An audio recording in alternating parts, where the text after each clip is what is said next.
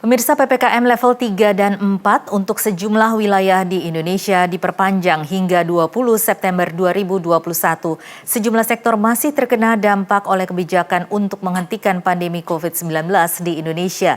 Tidak ada pilihan lain selain berusaha menghadapi kebijakan pemerintah dan berupaya untuk bertahan.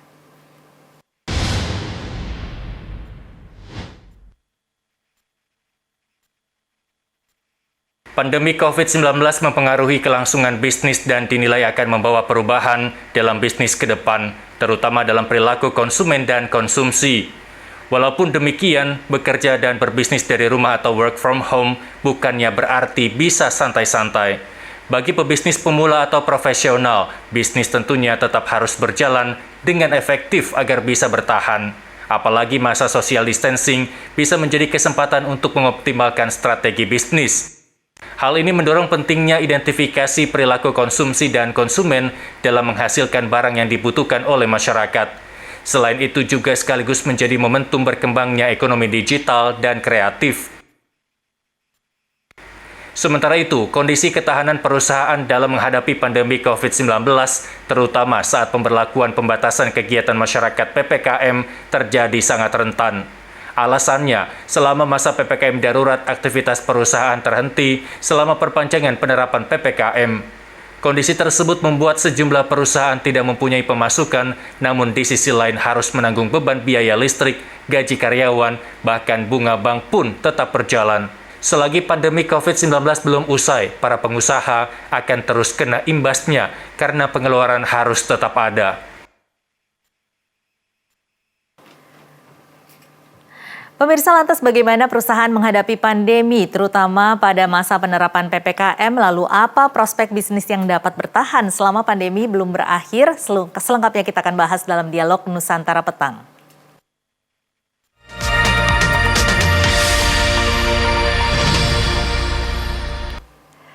Ya, saat ini saya sudah bersama dengan pimpinan Yayasan Taruma Negara dan Grup Usaha Taruma Negara, Profesor Dr. Aryawan Gunadi, SHMH. Selamat sore, Pak Aryawan. Selamat sore, Bu Tasya. Iya, Pak Aryawan, ini sebagai pimpinan dari sejumlah perusahaan begitu ya, dan juga pimpinan yayasan. Ini bagaimana Anda menanggapi kebijakan pemerintah selama ini?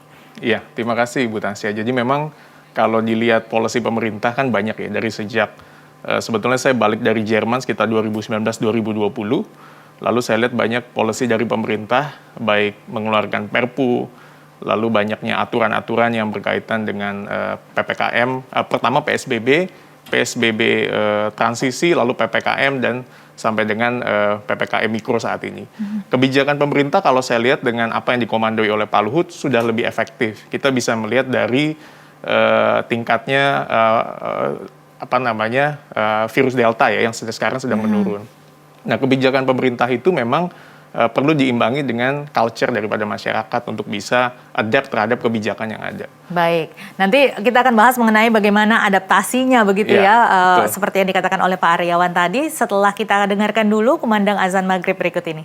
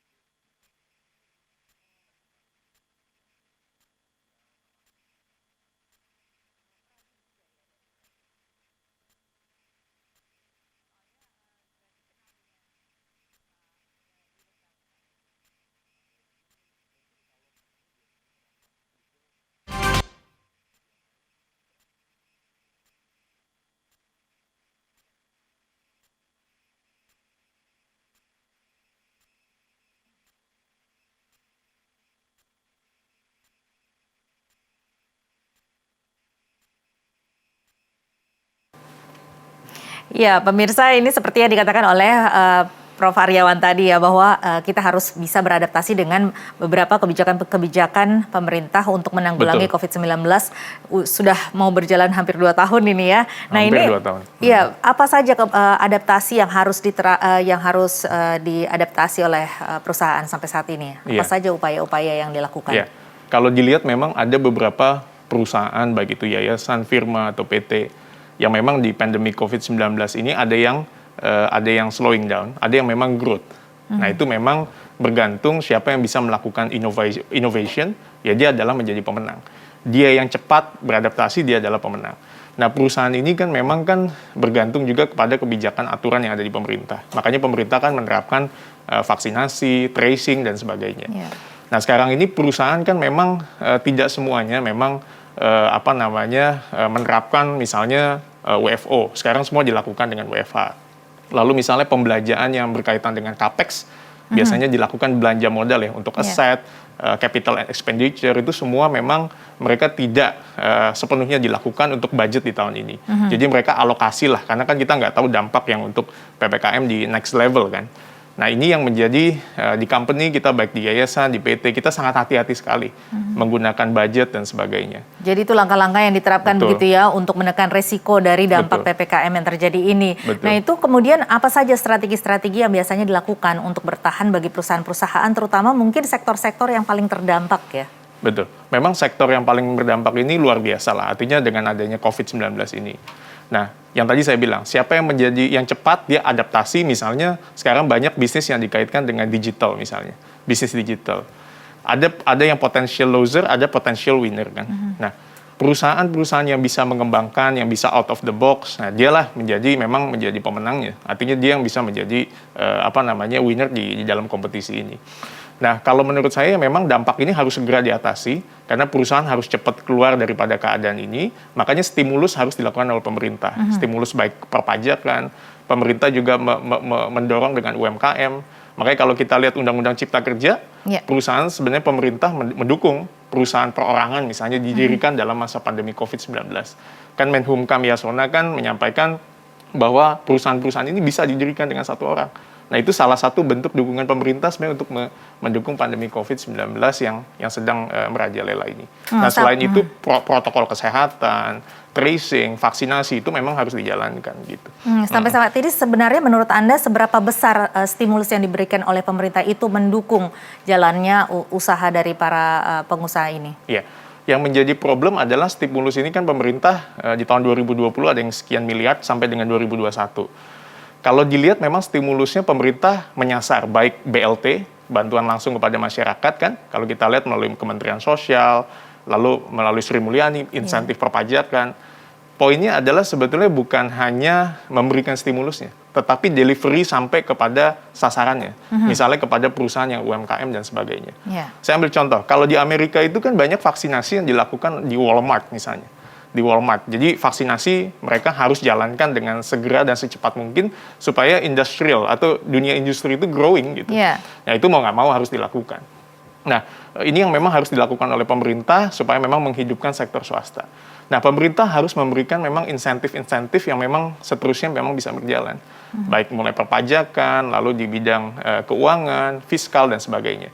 Banyak sih yang sudah dilakukan oleh pemerintah, tetapi nggak bisa stop sampai di sini aja. Mereka harus terus-menerus memaintain, terutama adaptasi, karena ini kan dari pandemi akan bisa menjadi epidemi kan. Nah, ini yang budaya masyarakat kita harus siap menghadapi transisi dari pandemi menjadi epidemi itu. Iya, kalau tadi Anda mengatakan bahwa hal yang paling penting adalah sampai kepada target sasarannya, dan Betul. tadi sudah sempat diperbandingkan dengan yang ada di Amerika. Nah, seperti kalau di Indonesia ini seperti apa menurut Anda? Apakah sudah tepat sasaran?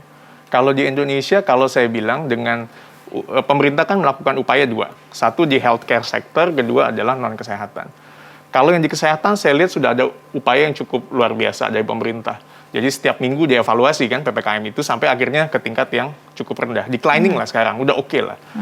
Nah, kalau yang untuk non-kesehatan ini menurut saya perlu disupport. Karena kita bisa lihat banyak jobless, PHK di mana-mana, itu kan tetap, in fact kan ada.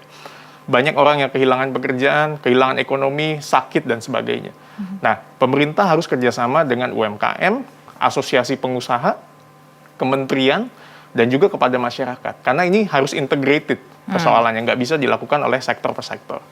Iya, kalau selama ini menurut Anda apa yang menjadi kendala? Karena sebenarnya kan seperti yang tadi Anda katakan bahwa kebijakannya sudah mendorong seseorang untuk bisa memulai bisnis sendiri begitu ya. Maksudnya tidak harus dengan beramai-ramai begitu. Tetapi dengan melihat banyak sekali orang yang gagal berbisnis, mungkin banyak juga orang yang akhirnya takut untuk memulai bisnis. Nah, menurut Anda prospek kedepannya untuk bisnis apa yang bisa dilakukan saat ini? Iya, pasti yang pertama kan yang saya bilang, kalau government atau pemerintahnya kuat, pasti rakyatnya kuat. Sektor industri pasti akan kuat. Nah, bisnis yang tadi saya coba melihat ada yang potensial losers, ya kan, seperti airline, tourism, itu kena dampak yang luar biasa. Potensial winner juga ada. Bisnis yang memang punya base digital, ya kan, bisnis digital. Kedua adalah bisnis yang memang related to healthcare system misalnya, dengan kesehatan, itu juga bisa dijalankan. Food and beverage itu juga termasuk bisnis yang sebetulnya ke depan bisa kita kembangkan selain sektor kesehatan dan sebagainya. Pendidikan, karena kita juga mimpin di institusi pendidikan, itu pun juga bergeser. Yang dulu yang namanya pendidikan harus offline, tatap muka, sekarang bisa dilakukan dengan online. You can get the degree, kita bisa ngambil courses dengan kuliah di Harvard, di Columbia, dan sebagainya dengan mudahnya gitu. Artinya semuanya sudah bergeser nih. Ya kan gitu. Jadi menurut Anda ini seberapa penting digitalisasi pada saat ini? Digitalisasi menurut saya sih menjadi sektor yang sangat penting. Nah, kemampuan adaptasi kita masyarakat untuk mengetahui bahkan mendalami yang terkait dengan digital itu menjadi keywords yang paling penting lah. Jadi digital tuh udah sesuatu yang mutlak. Sistem tuh udah menjadi yang utama saat ini. Karena kan semua orang, kalau dulu kita ke kantor atau ke sekolah, kita tidak datang lah katakanlah, kita ditegur oleh guru atau atasan kita. Tapi sekarang, kalau kita datang malah kita disuruh pulang. Artinya apa? Ini ada culture yang memang bergeser gitu. Tetapi memang seperti yang Anda katakan tadi, bahwa tidak semua perusahaan juga mampu melakukan digitalisasi. Nah ini, apakah menurut Anda perusahaan-perusahaan yang tidak melakukan digitalisasi ini bisa bertahan, atau mereka akhirnya memang harus melakukan digitalisasi? Iya, banyak yayasan atau company ya, karena kita bergerak di yayasan dan di company, ada yang polanya tetap masih konvensional, ada yang mau bergerak maju gitu kan. Nah, yang konvensional ini yang memang mau nggak mau harus adapt dengan situasi terkini. Karena perubahan zaman itu sudah luar biasa. Nah, bagaimana mereka bertahan? Ya kuncinya adalah inovasi. Inovasi, creativity, membuat satu package yang baru, produk yang baru, membuat satu terobosan yang breakthrough yang luar biasa. Nah, itu kuncinya. Nah, sementara bagi perusahaan-perusahaan yang memang efisien, dia tidak harus gemuk. Dia malah mensimplifikasi tapi punya ekspansi itu cukup banyak gitu. Nah itu yang harus dikawinkan memang bisnis ini dengan digital udah mau nggak mau gitu. Oke, ini artinya seperti suatu buah skema lama begitu ya, kita harus melakukan digitalisasi, artinya kita banyak bergantung pada teknologi, tetapi di saat yang bersamaan kita juga harus mengatasi pengangguran sementara. Dengan adanya teknologi, dengan adanya digitalisasi, artinya kan tidak banyak juga tenaga kerja yang terpakai begitu ya. Nah ini bagaimana mengatasi hal ini? Makanya tadi saya bilang 3 peran, yaitu pemerintah lewat aturan dan perundang-undangan tuh harus clear. Jadi memang sekarang sudah ada Perpu tahun 2020, nanti kebijakan-kebijakan dari kementerian sampai dengan ke bawah tuh harus inline. Ya kan tidak boleh satu persatu, dari mulai pejabat di pusat sampai di daerah. Kedua adalah institusi atau lembaga yang mendirecting aturan-aturan itu dalam masa pandemi COVID-19.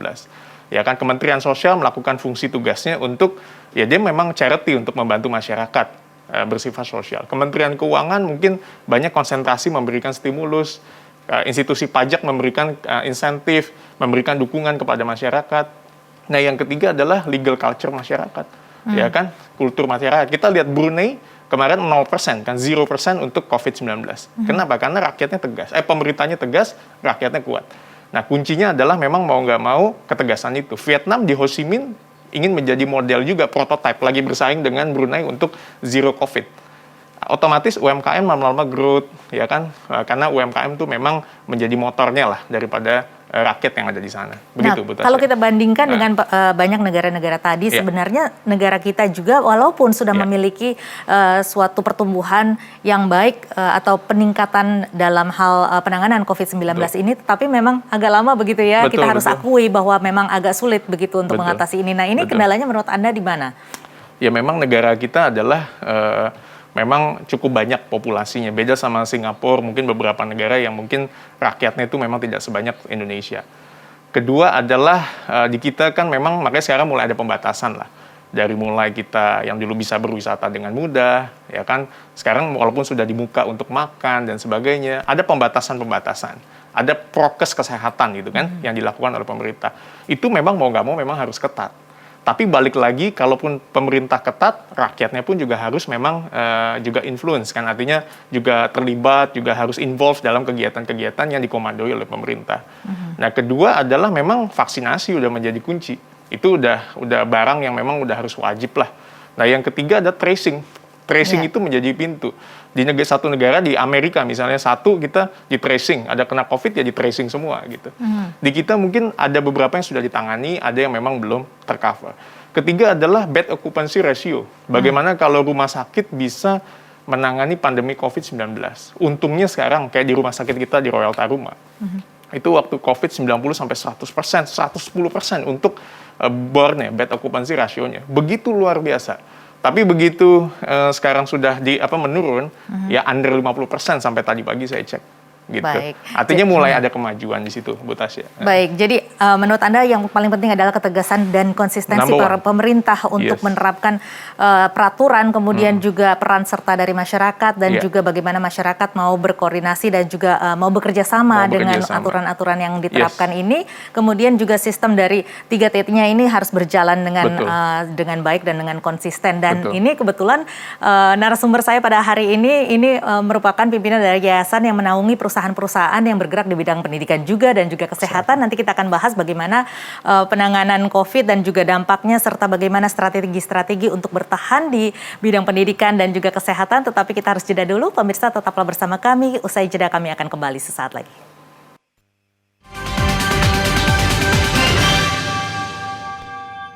Anda kembali di Dialog Nusantara Petang. Kita masih bersama dengan Profesor Dr. Aryawan Gunadi, ini pimpinan Yayasan Tarumanegara dan sejumlah grup usaha dari Tarumanegara. Prof. Aryawan, tadi Anda mengatakan bahwa memang saat ini harus dikedepankan begitu ya aturan dan juga konsistensi dari pemerintah, peran serta dari masyarakat, dan juga 3T yang harus berjalan dengan konsisten dan juga continuous. Nah, ini tentunya di dunia pendidikan dan juga kesehatan, tidak hanya di dunia bisnis, pendidikan dan kesehatan juga terdampak. Kalau di dunia pendidikan saat ini memang Indonesia lagi struggling sekali begitu ya, dengan banyaknya masyarakat yang meminta untuk sekolah tatap muka begitu. Baik di semua level atau jenjang pendidikan ini terdampak. Mulai dari SD hingga perguruan tinggi ini juga terdampak. Kalau Anda melihatnya seperti apa dampak COVID-19 ini terhadap dunia pendidikan saat ini? Ini dunia pendidikan ini memang banyak kalau kita lihat yayasan yang menaungi sekolah-sekolah maupun university, ada yang terancam tutup, bahkan mungkin ditutup dengan masa pandemi COVID 2 tahun ini. Nah, memang saya melihat memang suffer lah sekolah. Artinya memang dia tidak bisa adapt, yang dulu pendidikan harus ketemu dan mereka ada terkendala dengan pendidikan jarak jauh atau base-nya online atau dengan dengan internet, itu kan banyak sekali kendala. Makanya Nadiem Makarim, Menteri Pendidikan, concern. Nah, memang beliau pas lah di saat ini menjabat dengan kemampuannya di bidang teknologi digital gitu. Nah, memang suffer sekali lah untuk pendidikan. Nah, seperti kita melakukan beberapa langkah sebetulnya. Artinya dengan adanya kondisi seperti ini, ya mau nggak mau bandwidth kita harus perkuat, infrastruktur harus diperkuat. Tapi itu adalah kalau yayasan atau company yang memang strong untuk nge-build itu. Karena itu kan butuh uang yang miliaran lah untuk itu. Nah, bagaimana dengan sekolah-sekolah ya kan yang tidak mampu atau mungkin tidak university yang memang lagi suffer ya kan, murid-murid dan sebagainya. Nah, ini yang memang perlu adanya subsidi, dukungan daripada pemerintah berkaitan dengan pendidikan. Karena biar bagaimana kan pendidikan harus memang berjalan dengan jarak online dan sebagainya. Ini memang harus ada dukungan pemerintah yang luar biasa. Nah, saya bersyukur bahwa pemerintah melalui Kementerian Pendidikan ada care lah untuk menyalurkan bantuan, mendukung sekolah, ya kan, mengumpulkan para kepala sekolah, pimpinan universitas atau yayasan untuk dukungan kepada sekolah ini supaya growth dan maju gitu. Mana yang Anda paling setuju? Apakah saat ini sebaiknya langsung dilakukan pertemuan tatap muka, ataukah harusnya ditunda kemudian melaksanakan saja gitu secara full online? Ya, kalau menurut saya dengan kondisi sekarang ya kita harus consider dua lah, kesehatan sama memang quality daripada teman-teman mahasiswa ataupun student untuk bisa belajar. Mau nggak mau memang ke depan pasti akan kombinasi lah, hybrid lah. Ada yang tatap muka, ada yang memang dengan online, nanti dengan pendidikan jarak jauh atau base-nya internet lah. Nah ini yang memang harus dikombinasi. Bagaimana menyiapkan satu kurikulum, pembelajaran, yang quality-nya juga sama.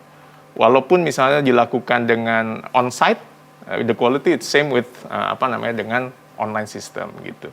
Itu challenge-nya memang challenge-nya. Iya. Gitu. Artinya strategi pengembangan pendidikan di masa pandemi ini seharusnya seperti apa yang idealnya kalau menurut Anda? Kalau menurut saya strategi pengembangan yang untuk ideal yang pertama adalah memang dia harus melek teknologi. Itu number one. Kita harus akui ya kan ada dosen-dosen yang memang katakanlah adapt dengan teknologi. Mahasiswa bahkan student itu kadang-kadang memang lebih pinter gitu. Dia menggunakan internet, menggunakan laptop dan sebagainya.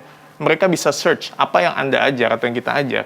Sepersekian second mereka bisa search, ya kan? Apapun yang diajarkan. Banyak kawan-kawan saya yang dosen, guru, kaget sekali gitu. Karena begitu apa yang Anda ngomong langsung di search, ketemu semua, gitu kan? Jadi memang mahasiswa sekarang ini 1000 step lebih ke depan daripada kita. Nah, tantangan buat institusi pendidikan apa? Menyiapkan infrastruktur pertama. Kedua adalah menciptakan para dosen, guru yang memang punya capable. Bahasanya harus bagus, melek dengan teknologi. Ketiga adalah mahasiswanya memang harus juga mau tidak mau adapt dengan teknologi. Nah, yang keempat adalah merancang budget, anggaran, baik capex-nya, opex-nya, supaya pengeluaran ini tetap operasional terkendali, tetapi quality daripada mahasiswa bisa tinggi gitu. Baik, salah satu yang juga menderita juga begitu atau terdampak dengan adanya COVID-19 ini atau pandemi ini adalah selain di pendidikan dan juga bisnis, juga kan tentunya kesehatan ya, di bidang kesehatan. Betul. Dan saat ini kan juga salah satu perusahaan itu yang Anda naungi adalah yang bergerak di bidang kesehatan. Nah, ini seperti apa saat ini kondisinya? Ya, artinya kita sebagai pimpinan yayasan memang kita memiliki rumah sakit Royal Taruma.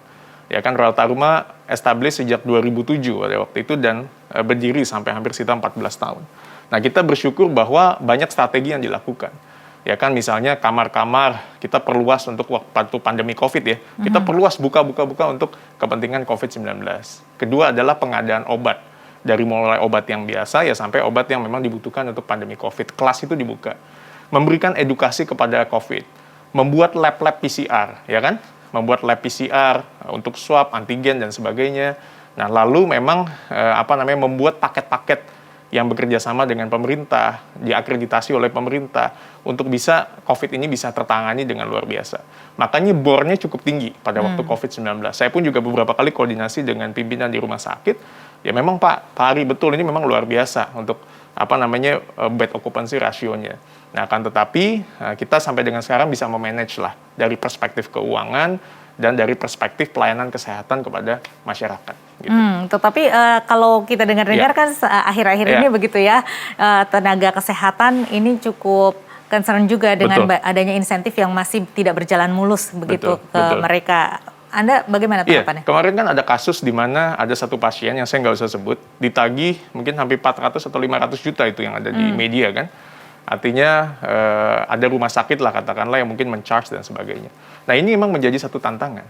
Kan ada hal-hal yang dijamin oleh Kementerian Kesehatan, ada yang memang harus ditanggung oleh pasien, gitu kan? Nah, ini tantangan bagaimana rumah sakit bisa bekerja sama dengan Kementerian Kesehatan, dengan instansi pemerintah untuk bisa mendapat dukungan itu. Kedua adalah ya rumah sakit juga harus melakukan inovasi, perbanyak lab test, walaupun ada budget harga yang dipatok oleh pemerintah, buat program-program mengedukasi masyarakat, kan itu bagian dari corporate social responsibility dari sebuah rumah sakit. Jadi bukan hanya komersial, tapi CSR-nya juga kita harus bantu masyarakat yang membutuhkan, ya kan? Karena COVID ini luar biasa dan kemungkinan kan dampaknya akan panjang. Untuk masalah insentif terhadap tenaga kesehatan ini bagaimana menurut Anda? Ya, pemerintah sih menurut saya sih sudah ada concern lah terhadap dokter, terhadap tenaga kesehatan, perawat yang memang diberikan oleh insentif oleh pemerintah. Karena mereka adalah garda terdepan. Banyaklah dokter-dokter, perawat yang menderita bahkan meninggal akibat COVID-19. Nah, dukungan ini memang mau tidak mau harus nyata. Baik oleh institusi rumah sakitnya, pemerintah maupun masyarakat. Ini memang harus nyata dukungan ini.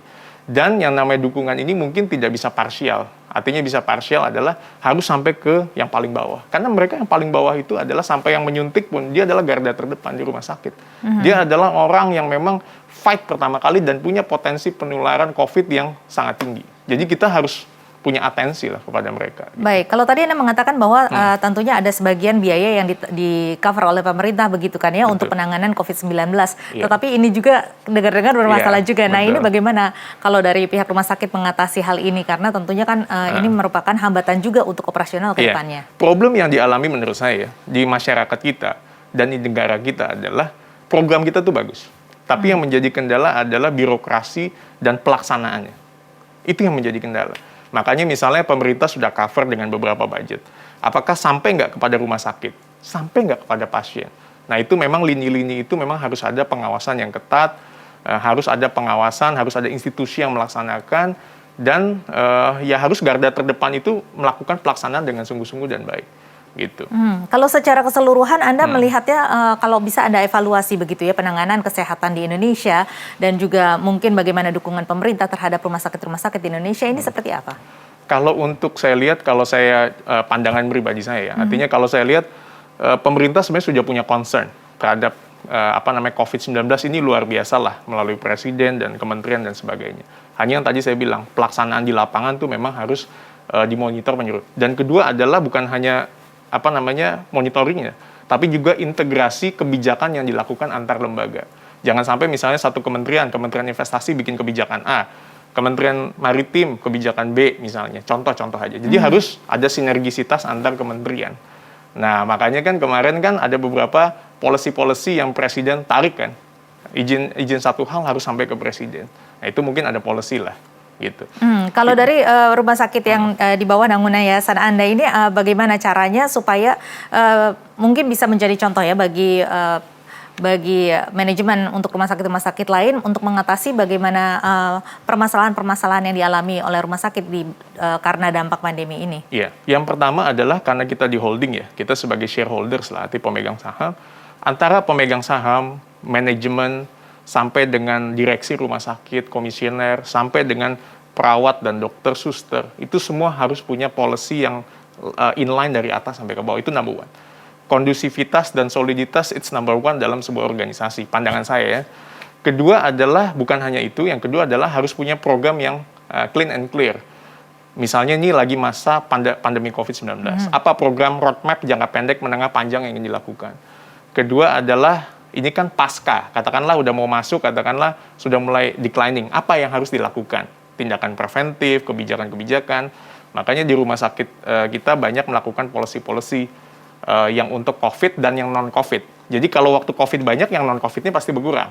Nah sekarang yang non-COVID mungkin situasinya akan juga bisa cukup ada lagi, cukup banyak lagi gitu.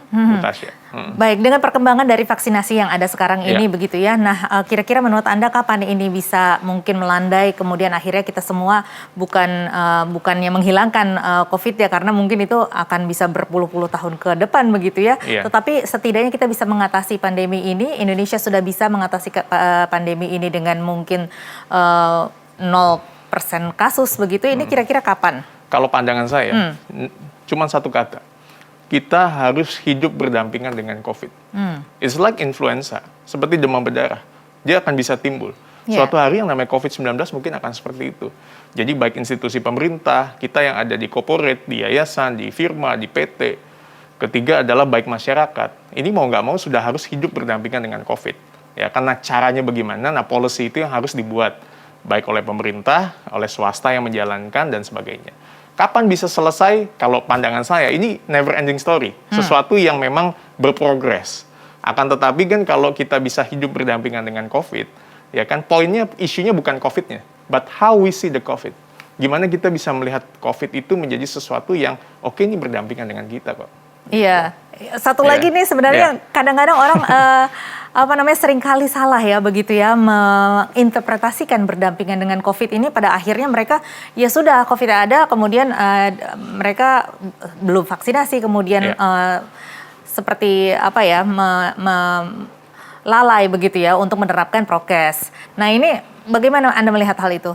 Iya, kalau menurut saya ya memang kesadaran masyarakat adalah nomor satu. Prokes itu harus dijalankan, itu udah harus dijalankan dengan disiplin dan ketat. Itu ya, kuncinya. Artinya definisi untuk berdampingan dengan COVID ini seperti apa? Iya, berdampingan itu artinya adalah kita tidak bisa cuek dengan COVID, tidak bisa kita wave COVID begitu aja, tapi kita bikin program-program yang engage dengan katakanlah kalau situasi itu misalnya ada COVID dan sebagainya. Ya kan, misalnya kita rumah sakit, kita juga nggak bisa menutup kalau ada orang COVID masuk ke kita. Tapi bagaimana kita engage, terapin protokol dari mulai front line sampai back end misalnya. Institusi pendidikan, ya kita juga nggak bisa tebak. Sekarang kan pemerintah ada aplikasi Peduli Lindungi tuh. Masuk mall, cetet, kita masuk check in, keluar check out gitu kan.